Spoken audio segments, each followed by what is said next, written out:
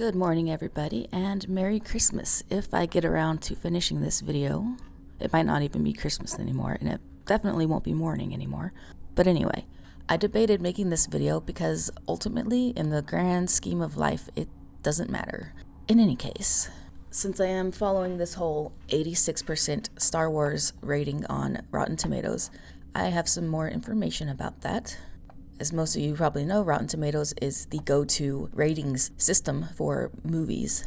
And within the last couple years, they have started a lot of shenanigans, manipulating the ratings, changing how the whole system works, etc. As it stands, Star Wars: The Rise of Skywalker is sitting at an 86% audience score with 47,474 verified user ratings. And of course, it has an abysmal critics rating because Hollywood is on the side of Rian Johnson, and this movie kind of spit in his face. I think him and Abrams both suck. But the audience score will not go below 86, and I posted a graphic yesterday. It's a time lapse of these verified ratings, and it has not budged from 86%. Doomcock retweeted it, and a couple of other people made videos showing my graphic. I thought that was pretty cool. It's very simple information. Once you see it, it's kind of like, what's going on here? This should fluctuate a little bit.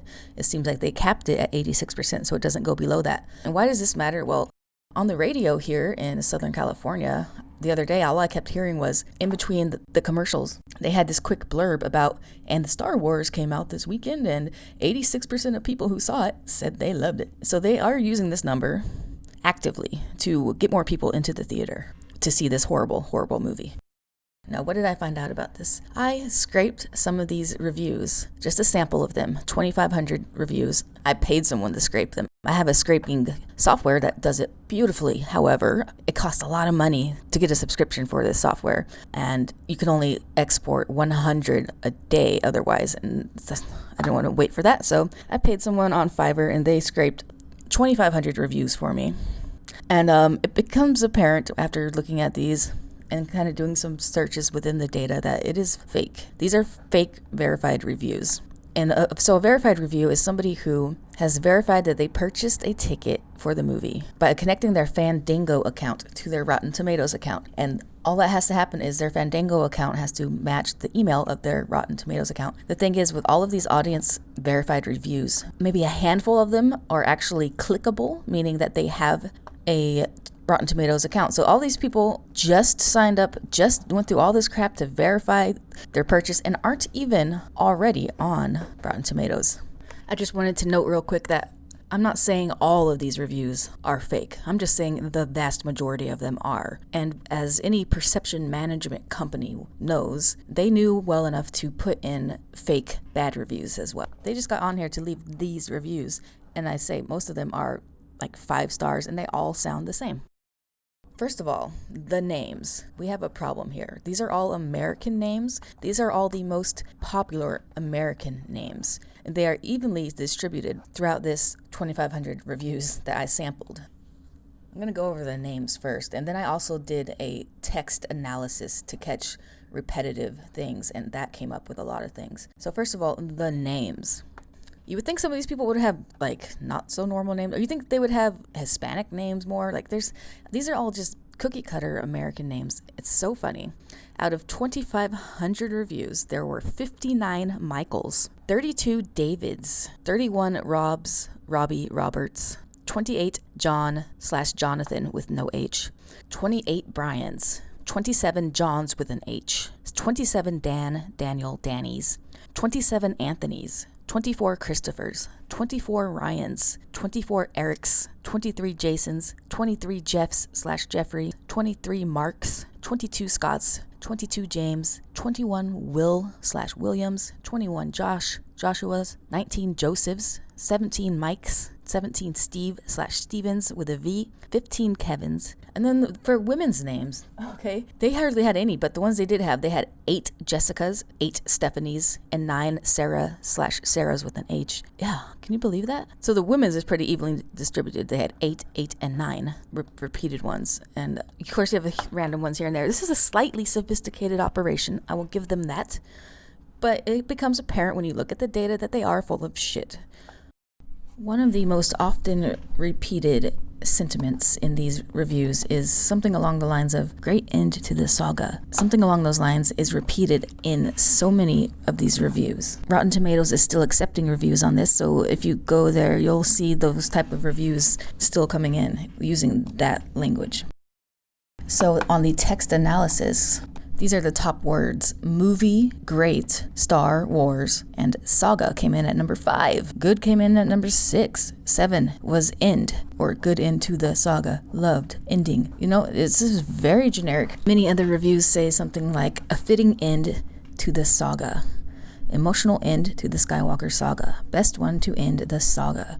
Great end to a great saga. A great ending to the saga. Great ending for the best saga. Great way to end the saga. A very satisfying conclusion to the saga. A successful end of the saga. An amazing way for the saga to go out. Nice way to end a saga. Phenomenal ending to a beloved saga.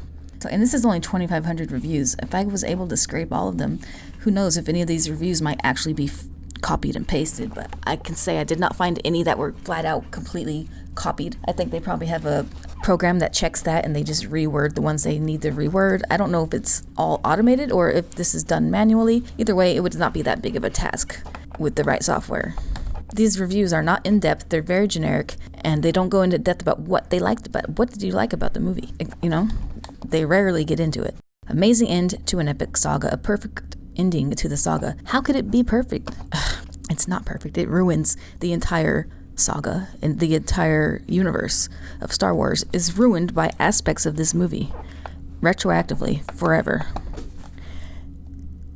Awesome ending to awesome saga. Great ending to a great saga. Who does this? Who does this? So irritating, all of these, and all these saga bullshit reviews. So that's a bunch of crap, if you ask me. I just think it's absolute nonsense. The unverified reviews are probably being messed with as well, I'm sure. The verified audience score is the one they want to show, 86%. That's the one that's being messed with the most. If you click on all audience, all of the audience gave it a 77, which is still generous, too generous. And that total count is 158 votes.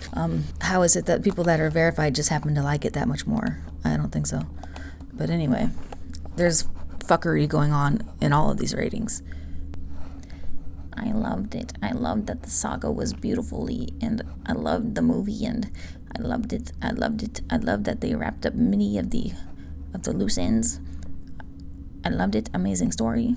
I loved the movie. I loved the movie. I loved it. I loved it. I loved it. I loved everything. I loved this movie. I loved it. I loved it. I loved it. I loved it. I loved it. Yeah. You get the picture? How stupid this is? So yeah, it's a lot of crap going on here. It's nonsense, if you ask me. Absolute fake nonsense. And some people say that Fandango and Rotten Tomatoes are somehow owned by Disney. I could not find any evidence of that whatsoever. Of course, if I am wrong about that, feel free to leave a comment letting us know what's going on with that. The truth is always in the comments. I wouldn't put it past Disney to have a deal with Rotten Tomatoes and Fandango to do all of this. Or maybe Disney hired a perception management company to handle all of it. Who knows? It's possible. This is what companies do these days. It is simply what they do. And either way, that 86% should budge. It should still be budging. It is just there. It's just very unusual. So not only is the number fake, it's not representative of the actual reviews that have been submitted, but most of the reviews that have been submitted are crap, nonsense. There's not that many people actually reviewing this movie on this website. There simply are not. And that's all I have to say about that. And yeah, feel free to give your information down below. I'm sure I messed up on something or other. But other than that, have a very Merry Christmas, Happy Holidays, Happy New Year. Meow, meow, meow.